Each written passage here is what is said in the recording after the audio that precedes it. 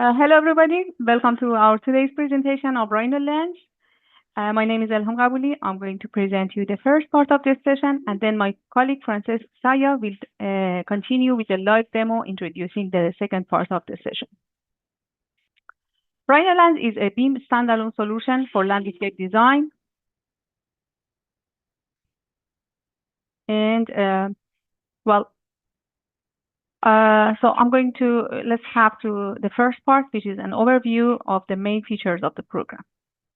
The program is a BIM solution for landscape architecture. It produces technical 2D drawing, the 3D model of the program, the project. It automatically generates the list of plants and other materials, and also there are several tools for visualization of the project at the end.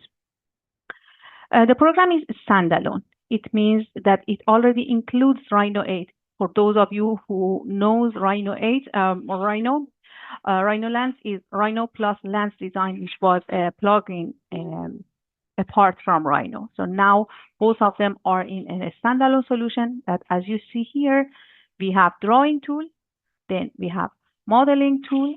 So there are tools for after drawing, modeling to model the project, then terrain tools, vegetation and hardscape, irrigation, documentation tools, and visualization. Great. The program is used for landscape architecture, so in green infrastructure projects, for urban planning projects, and for environmental projects. For example, you can easily model a forest by using RhinoLands.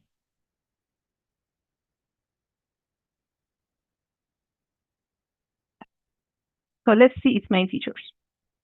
RhinoLands includes an extensive plant database with more than 8,000 plant species. The plant database includes several filters that help us to apply and to select the adequate plants based on soil type, climate type, different features like shape or flowering colors, or different parameters like plants for attracting birds. So by filtering the plant database, you will get a short list of plant species suitable for that use. There are different display modes of the project. That, as you see here, we have parametric, elevation, conceptual, and realistic form. In realistic, you see that we will have the seasonal representation of the landscape. Then we have seasonal change in display, so we may see our landscape scene in different seasons, so in the summer or in winter or autumn, for example. We can switch between 2D and 3D easily just by one click.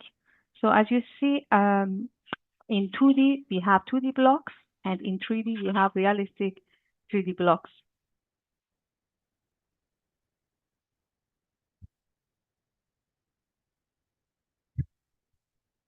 Well, for inserting plants, as you see, we have different modes. We can insert them by paint mode, just by moving the mouse on the plus. The program is going to insert plants. We can convert points to plants. So as you see here, we can convert any kind of points to plants or any kind of blocks. So if we have AutoCAD blocks, we can convert them to plants. We can draw a row of plants indicating the distance of plant species, or insert a group of plants. So in this way, as you see, also we can insert a group linear in a group of shrubs with a linear distance, or also a group of ground cover plant species. Inside of plant database, we have plant editor that you see here, and you can move you can modify an existing plant species, and produce a new plant species or a modified version of the existing plant species. So we have powerful tools for generating a terrain and for modification of terrain, for modifying the terrain. As you see, we can do different types of operation, like creating a path, creating a cut and fills, or dividing the terrain. We can also open a DEM file and generate a 3D terrain based on the DEM file, or generate a terrain just by indicating the location of the project on the map. The program will generate us a 3D terrain easily. So imagine that we have two alternatives for the same project. So as you see here, the option A and B. And after creating a path on the terrain, the program provides us automatically the quantity of the earth moving operation. So in this way, we can compare the result of dig volume and fill volume of both alternatives and decide which one is more sustainable or more economic or whatever criteria that we have.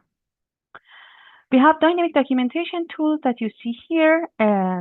So we can, for producing different types of plans, details, and also adding label and adding information on top of our generated plans, like for example, adding the image of plants. There are specific tools that help us to add the image of plants and adding different types of labels automatically. So the program already knows that which symbol belongs to which plant species, how many of that plant species is used inside the program, and so on.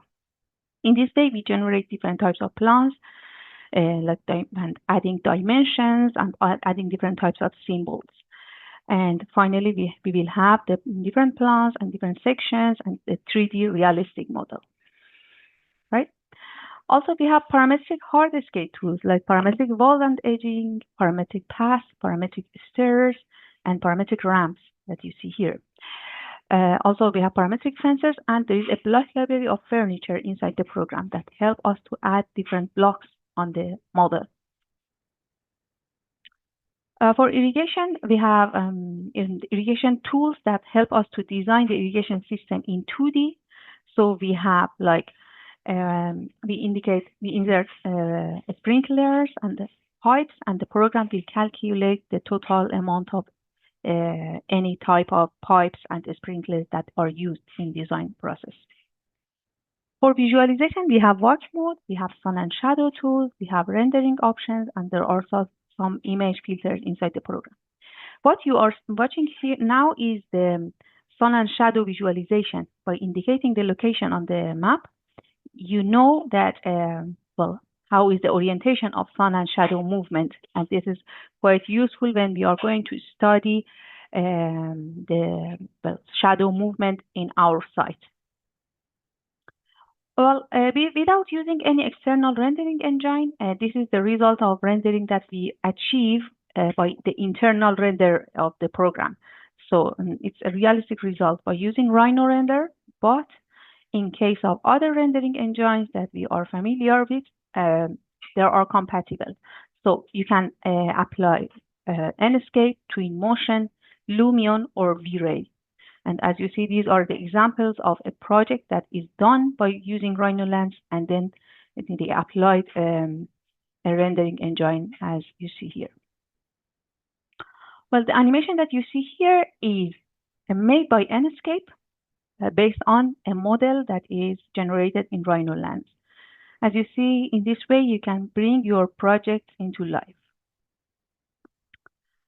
A unique feature of the program is the parametric design by using Grasshopper.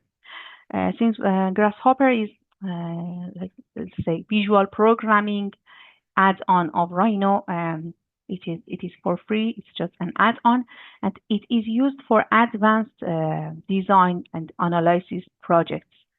So we apply Grasshopper, and we apply algorithms through Grasshopper to generate a geometry like what you see in this image, this kind of geometry, or we apply Grasshopper to link the external data to a beam geometry and then do different types of analysis. These are the Grasshopper components of the program. This is just a simple example of what we can do by using Grasshopper, but you can continue using the program without using Grasshopper. So it's just an advanced level. As you see, we have some plants with different size, and we are going to have some plant pots below of any plant with the same diameter of the plant. So we can do that by an algorithm. So everything can do automated. And by moving the plant species that you see, everything moves automatically. Okay. Well, this is just a simple example, but we can imagine that how many possibilities you can have, how many automated, let's say, automated workflows that you may have by using and by knowing Grasshopper. But as I mentioned, it's an advanced level. It is not necessary to learn for everybody. Well, another use of Grasshopper is for environmental analysis. This is something that also unique in RhinoLands. We have promoted it recently. So you can link environmental data through Grasshopper to a beam geometry in RhinoLands and do all kind of analysis automatically. In this case, well, just as some examples, we have right now CO2 calculation. So we know that we can calculate by that how much carbon will get sequestrated by generating a landscape like what you see here in this model. How much would be the cooling effect of plants on the floor in different seasons, for example. We can do shadow analysis and we can calculate how many percentage of the floor will be covered by shadow in different hours of the day and in different times of the year. So this kind of complicated analysis is quite possible by using Grasshopper. And also solar radiation, how much solar radiation will get absorbed by plant species. This is the calculator of carbon sequestration that you see here. This calculator is provided by our team. And when you have a landscape model, you can link that landscape model to this Grasshopper definition, which is called carbon calculator, and get the total number of carbon that will get sequestrated in different periods of the year. By moving the slider, we can have the calculation for different periods. So 10 years, 20 years, and so on. Another feature is beam workflow. As you see now, we can open a RhinoLands project inside Revit. This is Revit interface.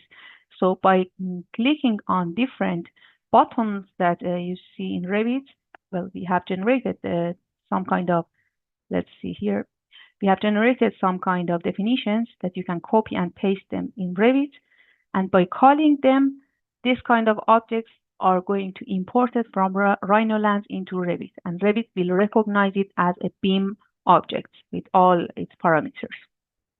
Another feature is IFC support, so we can export your landscape to IFC file format and open it in any kind of beam program. But let's see that how is the, let's say, the process, the design process by using the program. You can elevate topographic contours and generate the terrain, or if you don't have topography information, you can import the terrain by looking on the location on the map. Once the terrain is imported, you can create different types of operations like creating a path, creating cotton fields, and applying different operations, as I said. The program will finally calculate the volume of earth-moving operation of each operation. And continue, you add a parametric hardscape object like different walls, different fences that you can indicate the distance and the detail of any object like the fence, the wall, the stairs, and so on. The ramp, for example. And continue, you can continue by inserting blocks, 3D blocks that are compatible, like SketchUp blocks or the blocks of the internal block library of the program. So any kind of blocks that you have, you can import them easily into the program. In continue, we can add vegetation. So from plant database, we insert different plants by filtering the plant database or by looking the name of the plant on the plant database. You can later on modify the size and the distancing of plant species from edit panel. You can insert a group of plants that you see here with different arrangements and well, switch to 2D at any moment. You can add labels, and as you see, the labels include the number of each plant species. You can add the image of plant species. with a specific tool inside the program. You insert the listing, so the list of plants, the list of hardscape, and all objects. Finally, you can switch to 3D realistic and see the seasonal representation of the project. So how is the project in winter or in autumn, for example. And finally, you shot a render to have the most realistic form of your design. Okay, so let's see how is the workflow. In case that you have an AutoCAD file or any kind of CAD file, you can open them inside RhinoLands. So DWG file, SketchUp files, and any kind of CAD file formats can be readable in RhinoLands. Rhino reads more than 50 file formats, so no worries about your file format. You can open that drawing, that 2D, inside RhinoLands and then continue modeling and producing documentation inside the program. For visualization, you shot a render like Enscape, V-Ray, Twinmotion, or Lumion. You may have a virtual reality headset and see the project with virtual reality, or you may have a 3D, you may print the project with a 3D printer. For documentation, you can export data and lists to Excel or PDF, or generate your layout inside the program. You may have collaboration with other programs, like you can import or export models from these programs like Revit, SketchUp, or 3D Max through IFC file format. And for geographic tools, if you have GIS files or digital elevation models, DEM files, or any kind of point clouds like LiDAR point clouds, you can generate a 3D terrain based on this kind of point clouds as well.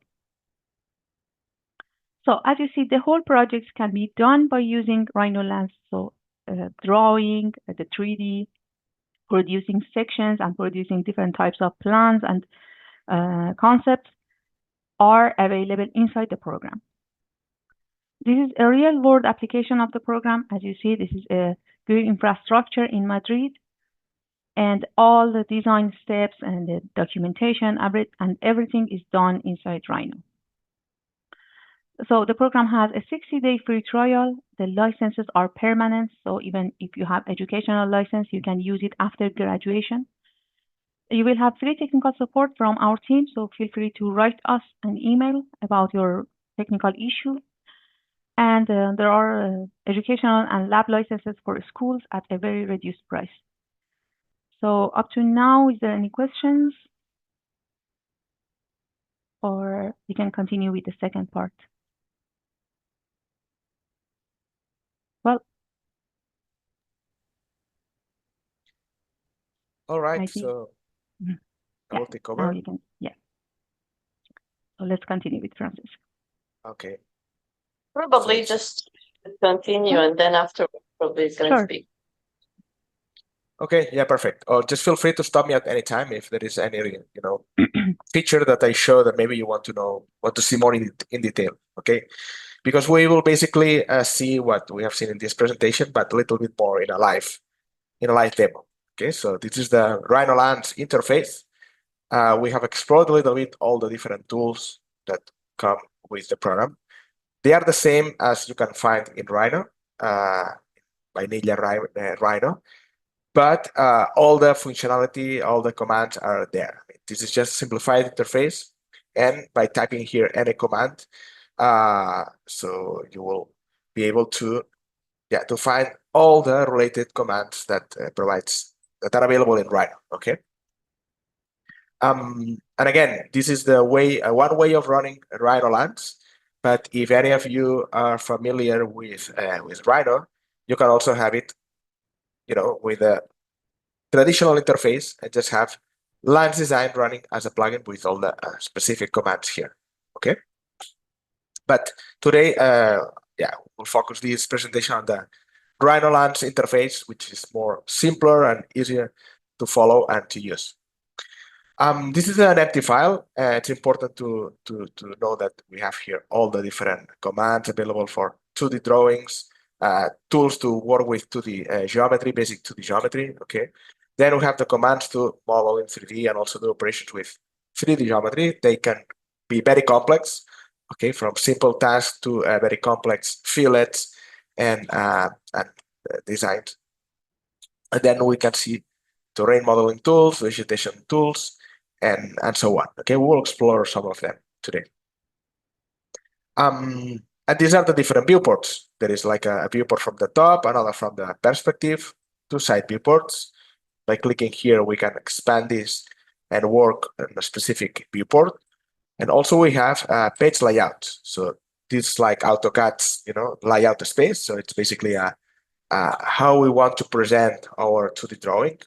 And it's basically, we can have a window here of the model space to show one part of the project or another.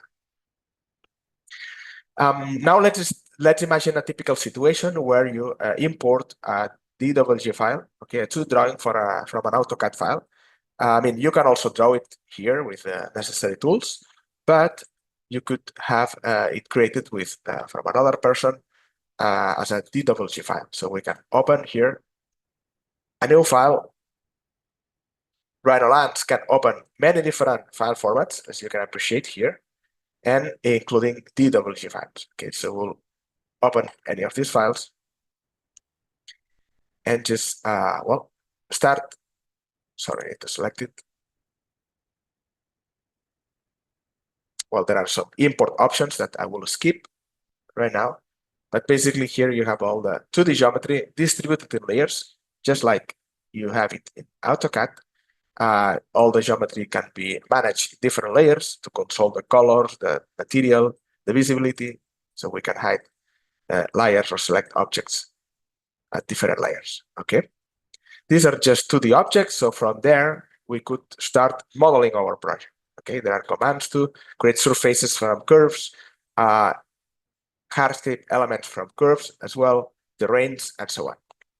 So let's jump to that same project, but a little bit more advanced, a little bit more developed, in order to show you maybe the functionality of RhinoLands.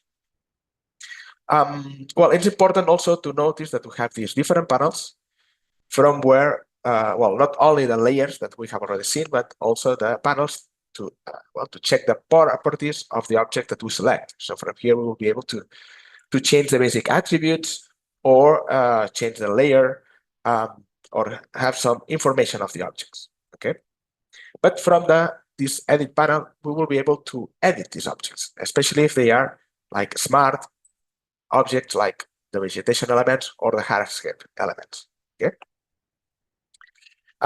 But when nothing is selected from this edit panel, we can change the different representation modes. So right now we have different, we have some plans here in the model. As we close, we zoom in, we can see the textures of these objects, okay? Because we are seeing the model in rendered display, but also we can switch from realistic representation of these plans to elevation, conceptual, detailed, or back to realistic, okay? And also from this dialog, we can switch from 3D representation to 2D representation, where the plants will be displayed as a 2D crowns, so we can see here, or zones will be displayed as hatch patterns, 2D hatch patterns, and as I will see in a moment, terrains are displayed as contours, okay? So this visualization can be applied independently in each viewport. So for example, we can have in plan, in the top viewport, the representation in 2D, in some side viewport representation using these elevations, and maybe from the right view, we see the project in conceptual shapes. Okay, so depending on how you want to represent or how you want to work, you just select one option or another. Also, we are seeing here the plants in realistic. Again, this is the representation mode that shows all the textures and pictures on the geometry of the plants. And of course, in a large project where you have many instances of these plants, the performance may be a bit slow. So in order to cope with this problem, there is the option to switch to this billboard representation, where now plants are just simple frames, simple picture frames with some transparency maps. So you will be able to work with large models in render and display and have a very good performance experience. Okay. But well, this is a small project, so I can still use the 3D representation. And also there is the option to show this representation according to the season. So under the document, we are now seeing the plants in the spring representation, but we can switch to another season, for example, winter. Then some plants will switch to the other appearance or block that is assigned to the same object, but in different season. Okay. So we could shot a render, or either a screenshot or a render, a real render, to have the same scene in one season or another. And basically, the plants that we have here are replaced by a more detailed plants when we shot a render. That means that we have even a better quality of the resulting plant when we shot a render. Okay, not just the screenshot. Let's switch to spring. It's maybe more colorful. See it? And let's insert some objects so you know how is the feeling to insert some plants here in the scene. Maybe we can insert someone on this area. Okay, I'm gonna zoom in here. I'm sorry for my voice today, it's a little bit hoarse. I hope you can understand me properly. Well, excuse me, there is the autosave running in this moment. Now, we insert a plant, so we need to run this command. And RhinoLands is pretty intuitive. I mean, any command that you want to run, you have this command line with all the instructions that you need to follow to follow the process of any command or any operation. Okay. In this case, this insert dialog appears. We have here a list of all the species that we have already used. Maybe we can choose this one, or maybe we can browse to the plant database to search for any other desired species.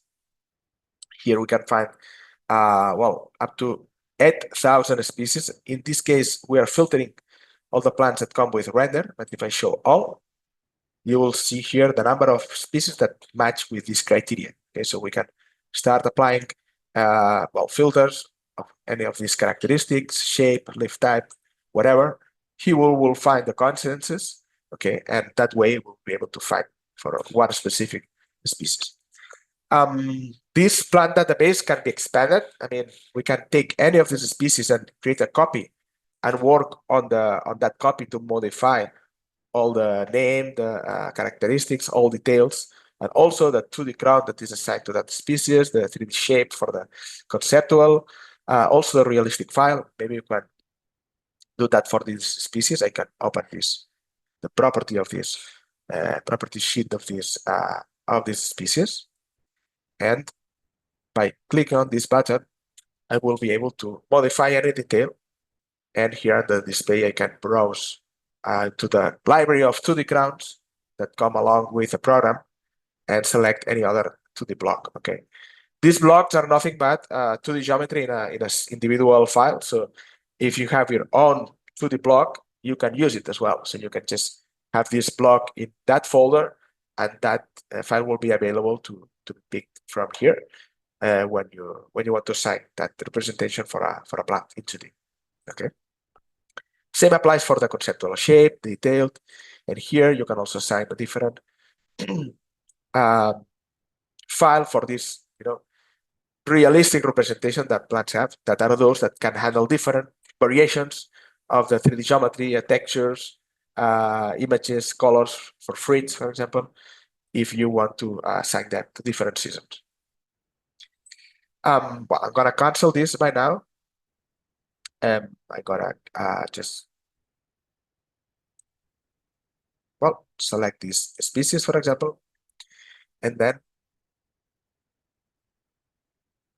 you need to define the size of this plant, right? And this option natural variation. So we insert several units. All of them will have slight difference in height. Okay, same as random rotation, and will give us the feeling that each plant is different from one to another, even though the block is actually the same. Okay, and here it is. we have our new plant. Now we can, I will zoom in a little bit. And we can select this plant. And from the edit panel, can change the size of it, can change the species, and well, edit it at any time. Okay. All right, we'll see some other features related to vegetation, but first of all, I would like to complete this project by creating a terrain. Okay, the terrain modeling tools is some of the most powerful features of the product, and you understand it why. So terrains can be created from curves and points, or mixing all of that. So in a typical situation where you have these contours, okay, from a survey, or from a DWG file as well, the first thing you need to do is to elevate these curves according to an interval. So if they are meant to be elevation contours, you need to place them in the corresponding height. Okay, I'm gonna work in wireframe for the sake of a good performance. And well, there is this interesting command, elevate curves, where you need to draw a line, and all the curves that intersect with this line will be elevated according to an interval. So I set it to 1 meter and click apply, and you can see how these curves have been elevated. Close this dialog, and now we have the curves in the desired elevation. These curves don't necessarily need to be flat. I mean, you can have any kind of 3D curve. For example, we can select that grip, okay, and move it a little bit up, right? So basically the terrain will try to find the points or control points of these curves and generate a mesh that is as close as possible to fit with these curves and points, okay? All right, so let's do it. I'm gonna run the terrain command. Again, we just need to follow the instructions in the command line, so it's pretty intuitive. We select the curves or points to create the terrain from. Hit enter when we are done. And then we have this insert dialog. So basically terrains are created from meshes. So we can specify the cell size of this mesh to give it a kind of a level of detail. So the lower this size it is, the more accurate it will be with the input data. Okay. And well, there are other parameters here that we can edit, but we can do that afterwards as well. For example, the contour lines, according to the size of the terrain, it will take one default value or another. So we set as an interval of a half meter here. Also, we can assign these different attributes for certain number of contours. And when we click OK, we get the terrain generated. Okay, if we see this in rendered display, we will see that also a texture has been assigned automatically. But we can see all this area that has been created on top of this part of the project, and that's something that we don't want, okay? But we can trim the terrain with the boundary tool. I'm gonna go back to wireframe, and I have here a boundary curve prepared, and I will use that to trim the terrain. I mean, this is like a, you see, a boundary curve that I have drawn in advance. So I will use to trim the terrain according to it. And I can run the boundary command, select the terrain, select the curve. So now the terrain is trimmed by that boundary. Okay. We still can see the contours, the original curves, but that's something that is not attached to the terrain anymore. Actually, we can hide these curves. I have them in a specific layer. And what we have now is a terrain that has integrated the control points of those curves into the geometry. For example, we can pick now any of the points of these original curves that now are part of the terrain and modify it in order to modify the terrain. Okay, so you can edit the terrain from these control points. And all the input data of the terrain is stored into the object. So we can select the terrain. And here we have the terrain with a list of contours and also the curve that we have used for the boundary. So we can delete this, we can remove this separation at any time, okay, and have the original terrain back again. But let's explore some other functions, operations that we can apply on this terrain. For example, we will see how to create a path, how to add a path here. I'm gonna enable a layer where I have the path axis. Okay, so I also have a curve here. I cannot select it now. Yeah, here it is. And I'm gonna use it to add a path to this terrain. This curve now is on the XY plane, but I mean, I'm gonna just select it the way it is, because there are different options to create paths on terrains. And one of those options is to adapt the terrain to the position of the curve. So depending on the elevation of it, the path will be created on one position or another. But we can explore the different features that we have for that. So I'm gonna run this command, path on terrain, select the terrain. I need to define a width for the path, 3 meters is fine. I pick an angle with a specific interval, basically how the terrain will meet the new division, okay, along the path of the curve that we selected. And finally, I just need to pick a curve. Okay, so now the path has been added, but we can see that it has taken the elevation of the curve. Okay, also we can select the terrain, and now the control points of the path have been integrated into the terrain, so we can change that by pulling that control point up or down. But there is some new functions. I mean, that's something that we have implemented in a new version that we're gonna release in a few weeks. Okay, that it's not available in the public, but I just want to show you to let you know that these tools will be available very, very soon. When we select now the terrain, we can see here all the operations. So we have the earth moving operations, which is this path that we have added. Okay, and if we take a look at the parameters of this path, we can see that the slope method is taking the curve elevation, but instead we can use a specific grade. And when we select this option, we can see that instead of the elevation of the curve, there is one, continuous slope for that path. And now this is set from this value. By the way, there is an option here to invert the curve. So the direction of the original curve will matter, okay, in order to make this the bottom point or the highest. So if we invert this, we'll get the opposite, okay? And with this value, we can set this percentage to a lower value and be sure that we have a constant slope of 5%. Okay, there are different ways to determine this slope, by total height, raise run proportion, or to given angle. Okay, so and since we have a original terrain with some modification applied on it, we can now measure the amount of volume that has been added or subtracted from the original terrain. So we can go to the documentation. Maybe I'm gonna show this from the top viewport. And we can insert here a terrain list.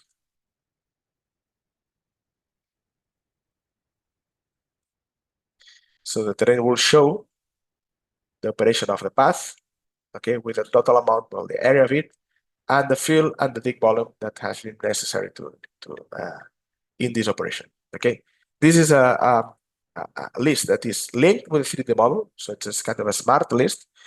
Here we can add, I mean, there are some options to customize it, all right? But basically, the interesting thing of this list is that any operation, any modification that we do on the terrain will have immediately updated in here. For example, I have here another curve. This is a rectangle. Let me switch to wireframe because sometimes in RenderIt it's difficult to select curves. I'm gonna move it a little bit up in some position that is half intersecting with the terrain, but half is, above the existing terrain. I can put this back to render it, okay? So we'll need some part of this. I mean, I will use this rectangle to add a cut and fill. Imagine that we want to flatten this area. So we'll need some volume of land to meet the, position of this curve. and some other that will be needed to subtract it. So we can go to the terrain, say cut and fill, and pick a terrain, define an angle, again, 45, it's fine, and finally a closed curve. So we have here the result, and now if we check that list, we can see here that this new operation has been added automatically. Okay. And also the terrain, this operation is listed here. So we can go to the terrain, go to earth moving elevation, and we have here the cut and fill, and we can change any value like now also we have different angles for the cuts and different for the fills. This is also a new feature in this new version update. So, well, you have full control of all that. Okay, maybe we can make this a bit more sharp while the fill is like, yeah, this applies to both. So probably we need to click here to uncheck this. So you can apply different angles for the cuts and the fills. All right. Cool. Let's see some other functions for the vegetation. Let's now maybe populate this area with a forest. We can do this from the top viewport, because I want to show you that when we insert elements in a terrain, on the top of the terrain, they automatically are placed on the corresponding elevation. Okay. So for example, let's insert a forest. I'm going to use this tool. It opens similar dialog as the insert plant. So we need to select some species. Okay. And well, after defining the approximate height, maybe use this one that is higher. I'll make sure I check this natural variation and random rotation. And here I have the parameters of the forest. So I want a total of units of 60. Also, the minimum distance could be a smaller value. I can also set here to select a ordered array, okay, according to these options.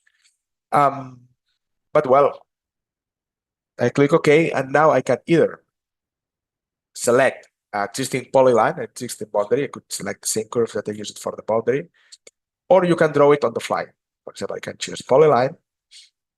I will turn off the snaps, and I can just draw, the boundary of my forest. I don't need to close it. I can just do right click here to close it automatically. So I have all this area populated with 60 units of cedars. And if we see this from the perspective view, we can see that all of them are projected automatically on top of the terrain. Okay. This is a totally random distribution. We can select the forest and go to the the edit option. For example, here we can redistribute this as many times as you wish. We can select the plant here, maybe change a little bit the size of the plants. We can go back to the forest and say, okay, I want maybe more units here, or I want to combine different species. So I can set these to 2 elements. In this case, we have 2 plant species hanging from this item, from this forest. And by selecting one or another, we're able to edit that selection. So we have a combination of cedars with jacarandas, and change the height of the jacarandas, and have a beautiful forest here with combining different species. Okay. Also, there is a function to clear an area given a boundary curve. So for example, if I select the forest, I can add a hole here and then select that rectangle. So the distribution will keep this area empty of trees, no matter which is the distribution I choose. Okay. Can select the ordered distribution, as you can see here, and also this area will keep clear. All right. And well, all these plant species can be listed in the table. So I'm going to show you the same as we did with the terrain, but for the plant species. So you go to the documentation. Sorry. I'm gonna run a plant list. Now this plant list is gonna show all the plants in this project. I have here other fields that I can enable. If I select a list, maybe I can show well, the density in case I have some ground covers, for example, would be interesting. The initials, tape, layer, well, all the features that you want. It is possible also to add custom parameters here. Maybe I will show you that in another session. But I mean, you have many options here to customize the list that, by the way, can be exported, okay, in different formats. Okay. Also, you can add some filters to this list. For example, imagine that we just want to list the species inside the terrain. So we can go to the filters tab, select that option by region. Also, we could, assign filters by layer if we have different plants distributed in layers. But if we select this add boundary option and I pick a curve, this is the same curve I used for trimming the terrain. Remember that? Now, this list will only show the plants inside that region. Okay, so we can also filter the plant list by region, which is a very interesting option. And of course, this plant will update after any changes we do on this forest or on the plants that are being listed here. If I select that and change the array to a lower value, like 8x8, you can see that these values have updated. Okay.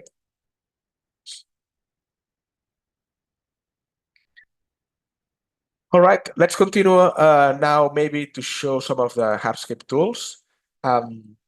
Maybe it's worth it that I mention, well, there is the wall command here, for example. Given a boundary curve, this is a parametric object, sorry, boundary curve, a path curve. We can define a wall by a thickness and a height.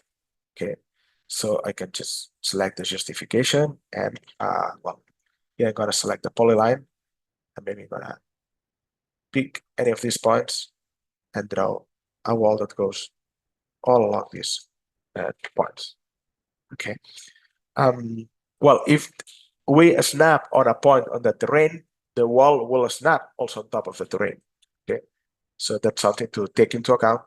And you can also decide to do not attach an object to the terrain just by selecting it and say, okay, I don't want to attach it. Okay, and then the wall will be located on the construction plane where you have created it. And all the objects have some materials by default. I mean, there is a library of textures and materials available if you like. We can explore that to change that very quickly. But of course, if you have your own library of textures, materials, I mean, RhinoLands works with the array and all the rendering engines that work with Rhino. So you can use the materials available of other third-party, plugins. But yeah, the program already comes with a library of textures if you want to use them. Maybe I can show you also the ramp object. That's a cool new feature in RhinoLands. Maybe we can draw it from the top view. I mean, this is we've got here. Sorry, I'm gonna edit this from 3D so you have it. You see it more clearly. That's a stair. That's a stair object. So it has also some parametric features.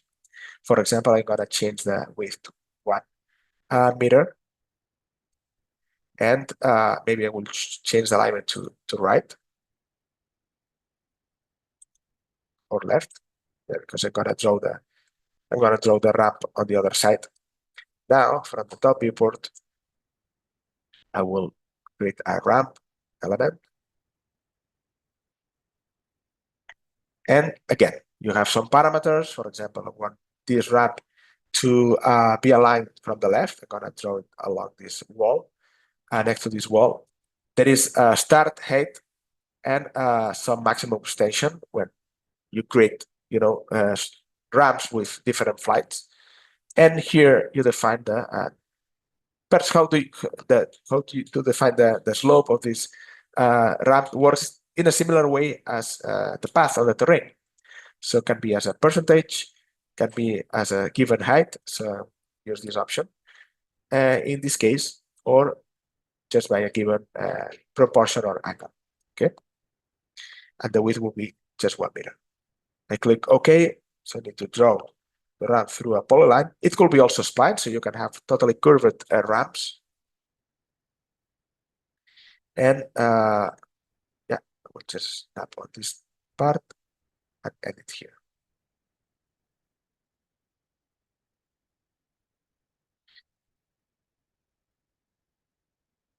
Okay, so okay, auto saving going on. Again, I need to change the interval of auto saving maybe to a higher timing. And well, we can see here the ramp created. Okay, again, once the object is created, you have all the parameters available to modify it. So for example, the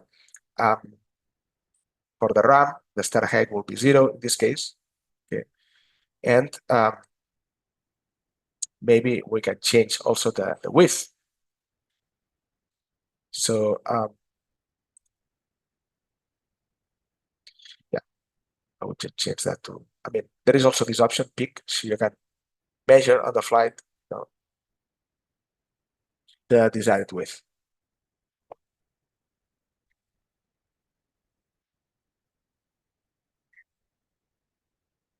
Well, this jumped to the higher part, so maybe they don't like that both objects intersect. So we'll decrease this a little bit.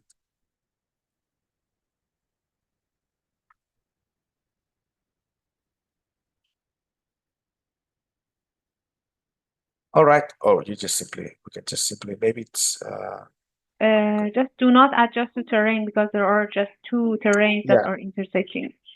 So yeah, that's what I found. Thank you.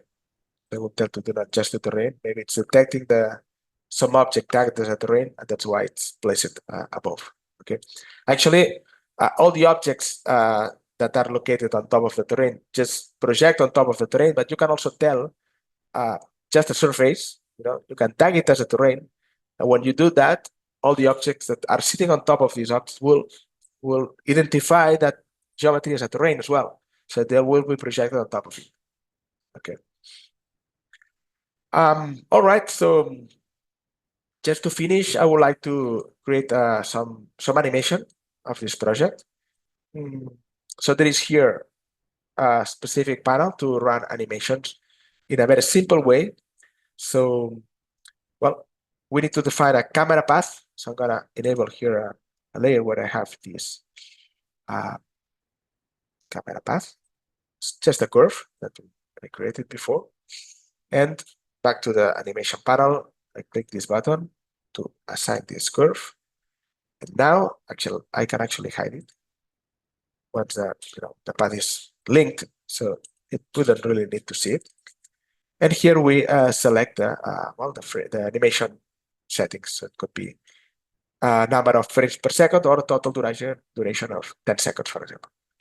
And you can choose if you want to record the current display, or you want to choose the current render engine to record animation using that. So there will be, of course, a render for every frame, which may take a while to be generated, but if you just choose the render display, you can see a preview of the animation very, very quickly.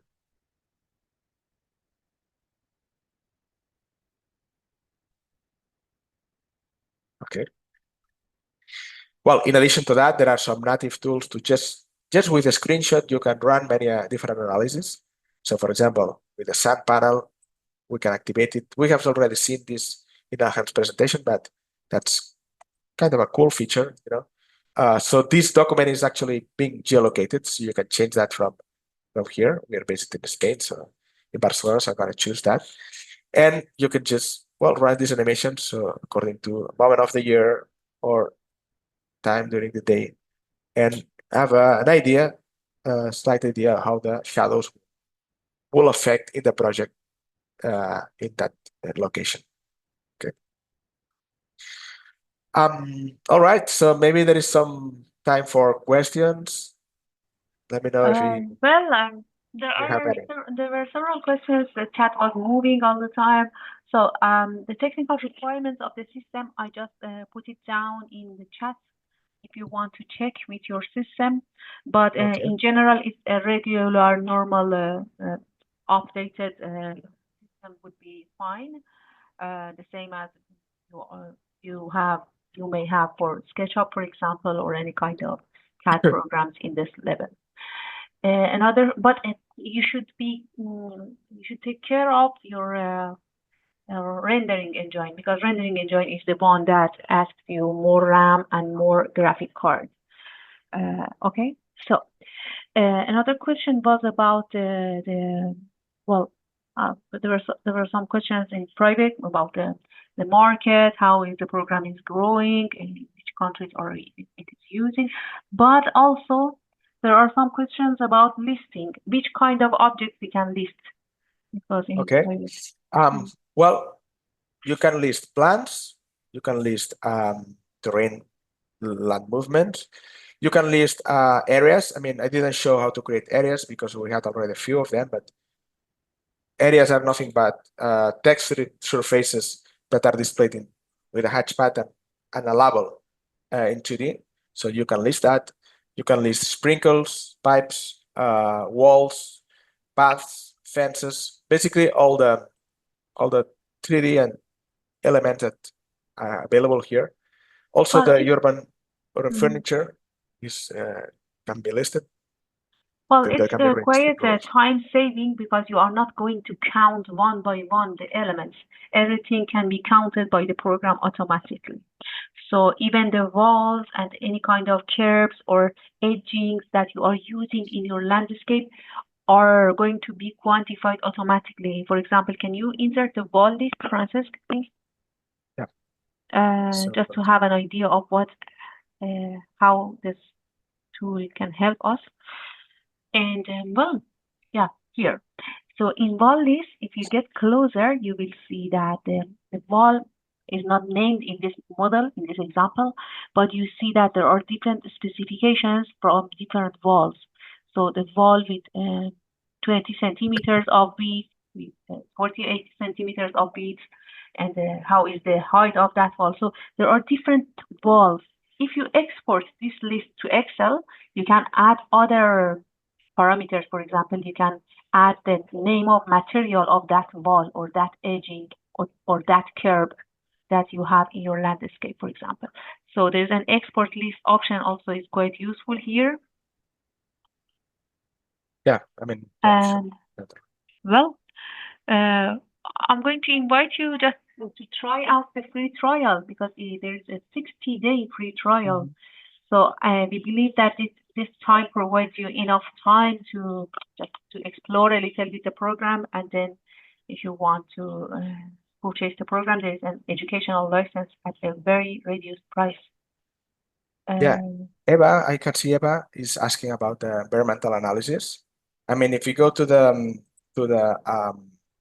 YouTube channel of RhinoLands, I mean, probably if we search into the playlist and find for this environmental analysis workflow, you will find here a video tutorial of this process. Okay, so I mean, you can have this more. Maybe I can share this link just for you to check this out, and I copied it into the chat. Right. Because you can see more, in detail how is the process of running this analysis. It's recorded with the other interface of RhinoLands, Rhino and Land Design as a plugin, but the result would be the same. Well, thank you very much, everybody, and thank you, Francesc, for the presentation. Just feel free to contact us at rhinolands@asuni.com. Maybe we can share the website too. Yes, so can have your orders. Yes, you will have the RhinoLands website. If you can see my screen, right? So we have download RhinoLands. There's a standalone software, so you don't need to download anything else. And you can take a look at the projects that are already done by different users in different scales. So you can see that a large scale project, a small project, or different types of projects. Also in Learn part, you see that there are tutorials. There are 6 sessions of tutorials that are going to show you step by step how to use the program. In addition, we can have online courses for universities, well, on your demand, based on your demand. Well, thank you very much. Have a good day. Bye bye. Bye bye. Thank you. Bye. Bye.